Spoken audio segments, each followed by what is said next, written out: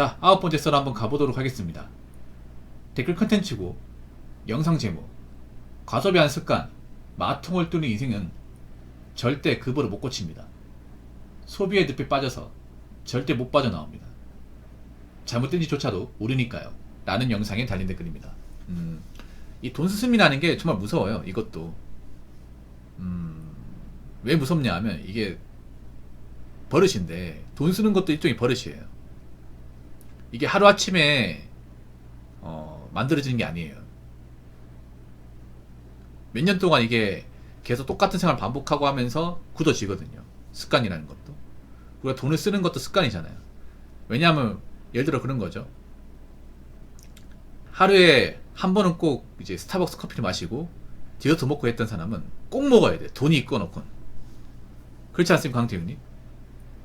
그리고 치킨을 일주일에 3번 먹는 사람은 내가 돈이 없어도 임금 체불 당해도 먹어야 됩니다. 내가 1년에 샤넬 구찌를 2번씩 샀던 분들은 마통을 뚫어도 리버빙을 해도 해야 됩니다. 내가 원래 1년에 한두 번씩 프랑스나 이탈리아, 그 명품이 많은 그런 유럽을 갔던 분들은 또 가야 돼요. 가야 됩니다. 이게 습관입니다. 왜 담배 피는 분들 그런 거 있죠. 담배 피는 분들 아침에 한 피워줘야 되나, 막 출근할 때 한 가지 피워줘야 되죠. 이 루틴 아니까, 루틴. 맞잖아요. 차 안에서 몇 개 피고, 한 3개 피고, 맞죠? 3개 피고, 신호 기다릴 때 한 피고, 출근할 때 나가가지고 한 피고, 커피 한 잔 뽑으면서 피고, 일하다 전화 한 통 받고 스트레스 받아 한 번씩 피고 해줘야 되잖아요. 맞죠? 못 고치죠? 못 고치잖아요. 소비가 그렇습니다. 돈 없다고 징징대서 조금 절약하면 안 되겠냐 말해주면 난 그렇게 비참하게 못 살아. 꼭 이렇게만 합니다. 비참하게 못 산다고요? 지금 누구로 비참한데?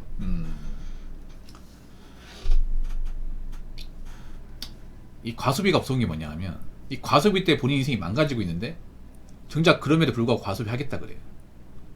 과소비에 빠진 사람들도 정산을 보면 안 돼요. 내구조가 다릅니다. 내구조가. 황태현이 그렇지 않습니까? 내구조가 달라요. 평범하게 생각하시면 안 됩니다. 좀 다르게 봐야 됩니다. 과소비를 하는 사람은 그런 거예요. 내가 지금 사는 게 어렵고 뭐 월세 못 내도 갖고 싶으면 가져야 돼요. 하고 싶으면 해야 됩니다.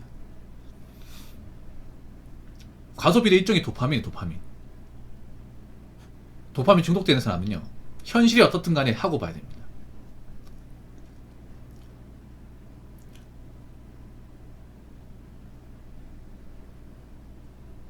그래서 저분들은 안타깝지만 앞으로 힘들게 살 거예요. 왜냐하면 과소비를 하는 사람들이 뭐 뒷배가 있는 사람들 얼마나 있겠냐고요. 능력 좋은 사람들 얼마나 있겠습니까? 능력 좋은 사람이 돈 많이 쓰는 건 과소비가 아닙니다. 과소비는 뭐예요? 자기가 벌이를 초과해서 돈을 쓰는 겁니다. 200 버는 사람이 200 이상 쓰면 과소비죠. 1000만원 버는 사람이 500 버는 건 과소비 아닙니다. 카푸어도 그런 거잖아. 내가 지금 백수인데 모닝 끄잖아. 그 카푸어가 맞아요. 꼭 외제차 끈다고 카푸어가 아니라, 내가 200 버는데 뭐 BMW X4 50D 몰면 카푸어죠. 맞죠 여러분? 200 버는데. 근데 한 6, 700 버는데 그 정도 차 몰면 나 못 쓰다고 생각을 해요. 물론 차값으로 많이 나가겠지만 그래도 유지가 가능하니까. 과소비 유지할 수 없잖아요 여러분. 근데 보통 과소비에 빠진 분들이 현생이 안 좋은 분들이 많아요.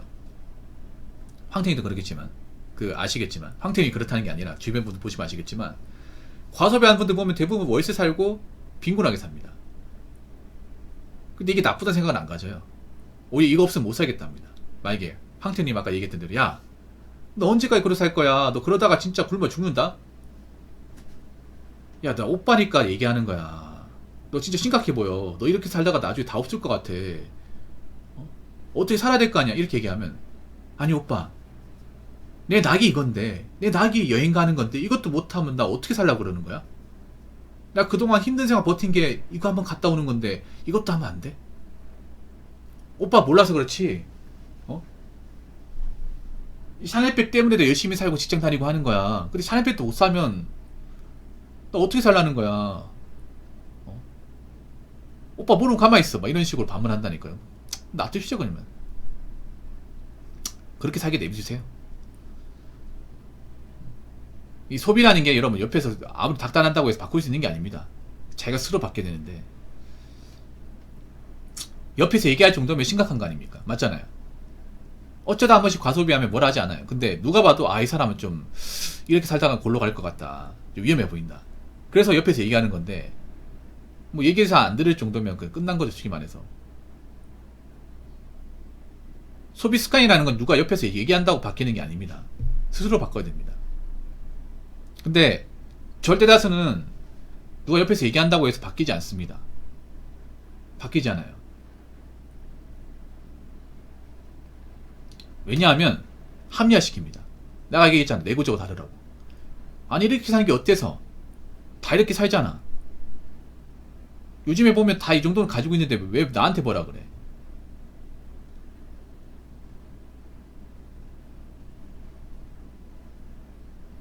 과소비하는 건 본인 선택이라 존중하는데 주변에 대고 돈 없다고 징징대는 거래요. 그 돈 없다고 징징대는 게 뭔지 아세요? 사달라는 거거든요. 우리 항태님한테 많이 사달라고 하는가 보네. 사달라고 하는 거죠. 사주면 안 됩니다. 추가추수 사주면 안 돼. 보통 여자분들 남자한테 돈 없다 힘들다 하는데 그거 사달라는 거거든.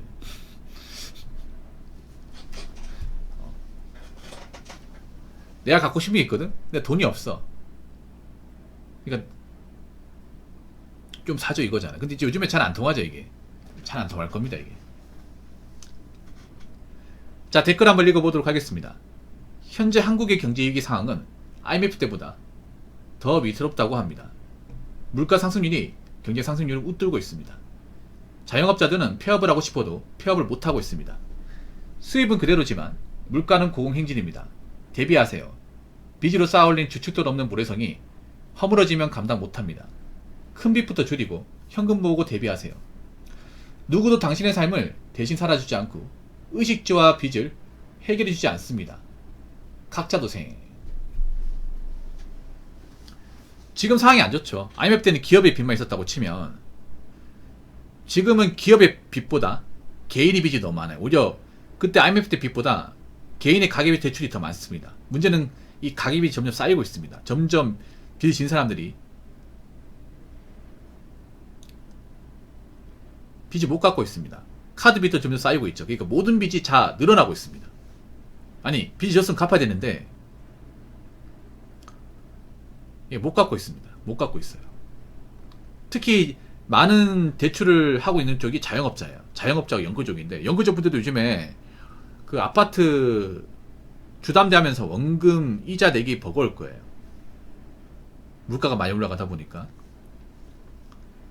그리고 하나 더 말씀드리면 지금 자영업자분들 상당수는 빚쟁입니다. 자영업자분들 빚쟁일 수밖에 없는 게 대부분 뭐 형편이 넉넉한 상태에서 창업하는 게 아니라 보통은 자기 자본금에다가 자본금 모자르니까 대출까지 받아가지고 하는 경우가 많거든요. 그래서 이미 시작할 때부터 빚이 있습니다. 여러분 장사하시는 분들 주변에 보면 빚 없는 사람 찾기 힘들어요. 장사가 정말 잘 돼가지고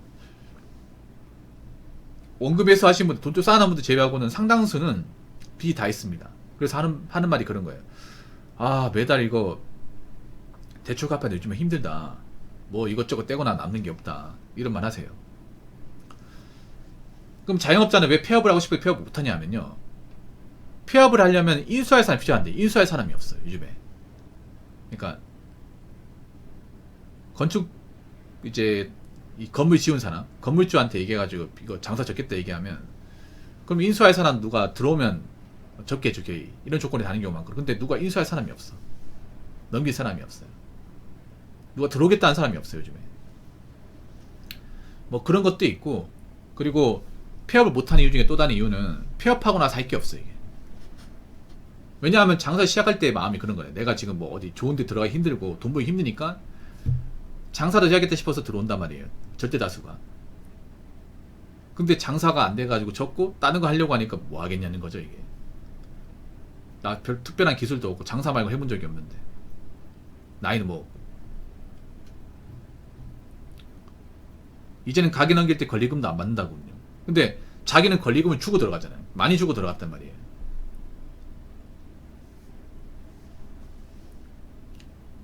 그러니까 권리금 안 받는 게만 이미 상권이 박살났다는 거죠. 왜냐하면 이게 권리금이 대체로 뭐냐면 이 상권에 대한 권리금이에요. 권리금을 내가 들어갔다는 건 내가 할 때는 그래도 장사가 잘 되고 여기가 오늘 상권은 좋았다는 건데 권리금을 안 받는 것 자체 이미 상권이 끝난 거죠. 나쁘게 말하면 맞잖아요. 이미 상권이 받았는데 이 와중에 권리금 받고 들어오라 이게 못하니까 그런 거죠. 맞잖아요. 여기 사람도 붐비고 주변에 잘 되는 가게 많으면 권리금 당연히 달라고 하겠죠. 근데 누가 봐도 장사 안 되고 빈대 많고 그런 와중에 권리금 달라고 할 수가 없잖아요. 거기다 또 마지막 하나는 뭐냐 하면 보통 자영업 대출 중에 그런 게 있어요. 자영업 폐업했을 경우 일시상환한 대출이 있습니다. 근데 문제는 자영업이 망했을 경우 이미 손해를 잔뜩 끼얹고 망하는 건데 그랬을 경우 일시상환 할 수가 없습니다. 내가 대출 받은 거 다 은행 한 번에 돌려줘야 되는데 그때 왜 메로나 때 많은 자영업자들이 그때 그 대출 지원 받았거든요. 근데 문제는 뭐냐 하면 그때 저금 대출 받은 게 폐업하는 순간 다 돌려줘야 됩니다. 그 청년 창업 대출도 있잖아요. 그 1억 한도인데 그것도 폐업하게 되면 일시상환이에요. 내가 뭐 9천만 대출 받았다. 그러면 폐업하는 순간 9천만 원 일시로 다 줘야 되는데 어떻게 줄 수 있습니까? 그래서 그런 것 때문에 폐업하지 못하는 것도 진짜 많습니다. 근데 제가 봤을 땐 그래. 앞으로 정말 좀 잘 되는 곳을 찾기 힘듭니다. 정말 잘 되는 곳은. 되는 데는 되는데 되는 곳이 많이 없어요 이제. 그래서 알바도 못 씁니다 요즘에는. 장사가 안 되니까 당연히 알바 자리도 별로 없죠. 그래서 알바 구하기도 힘들고 그런 상황입니다. 누구도 당신의 삶을 대신 살아주지 않고 의식주와 빚을 해결해 주지 않습니다. 네, 맞습니다.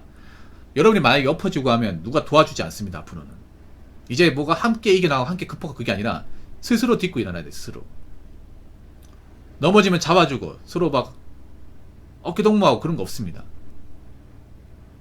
본인이 자빠지면 본인 스스로 일어나야 되고 못 일어나면 끝입니다. 내가 힘들면 누가 도와주겠지 그런 거 없습니다. 구원의 손길 없어요.